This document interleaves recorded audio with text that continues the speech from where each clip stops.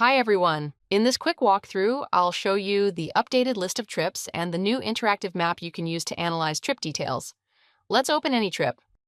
You'll notice the trip window has been refreshed, the layout is cleaner, and the data is easier to read.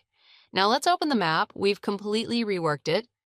You can switch to full screen mode for a better viewing experience. With this update, we've added several powerful tools for deeper trip analysis. To start, you can choose what data to display using map layers.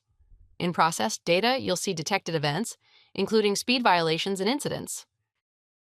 Click any event to open the details.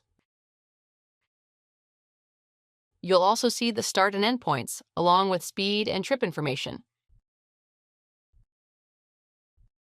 You can also hide events. This is especially helpful for short trips, so it's easier to focus on the data you need. Next, you can enable waypoints to view details for each recorded GPS point. Click any point on the route to see more information. We've also added accuracy views. You can now switch to raw data and enable different heat maps. Let me show you a couple. Here's GPS accuracy. It helps you understand how reliable GPS was at each point on the route. The legend in the bottom left explains the colors. In this trip, the accuracy is mostly average. Now let's turn on speed accuracy. Here we can see a speeding event.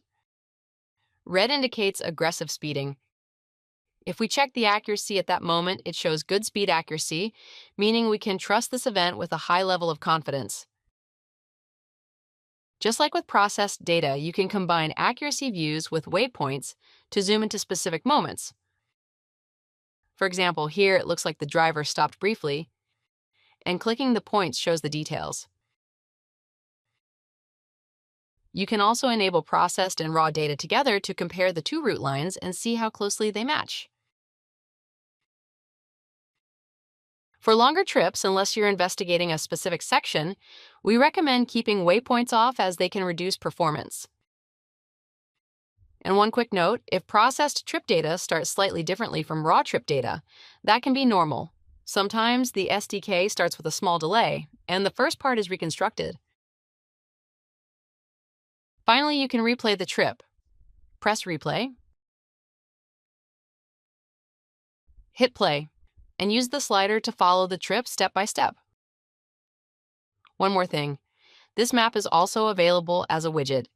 That means you can embed it into your own portal or internal dashboard and use the features directly inside your product in the way that works best for your team. Here's all I wanted to show you for now. Expect more updates very soon. If you have any questions, feel free to reach out to us. Drive safe!